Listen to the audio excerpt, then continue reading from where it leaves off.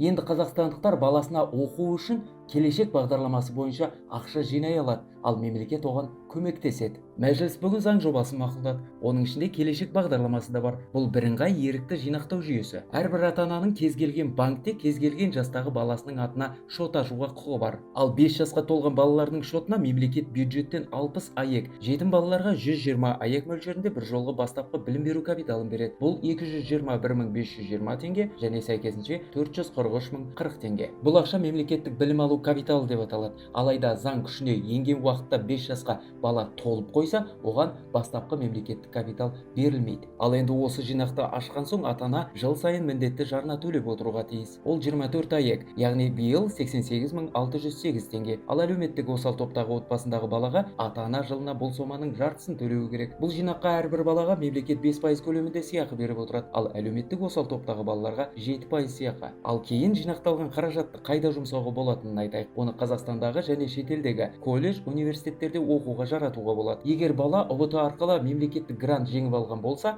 бұл ақшаны бірнеше мақсатта қолдануға болады. Мысалы, білім алуды одан әрі жалғастыруға, тұрғын үй жағдайын жақсартуға және басқа адамдарға аударуға болады. Жыл сайынғы жарна талаптары орындалмаса, мемлекеттен бөлінген бастапқы капитал бюджетке қайтарылады. Осы маңызды мақаланы әшкере телеграм арнасынан оқи аласыз, сілтеме профильде.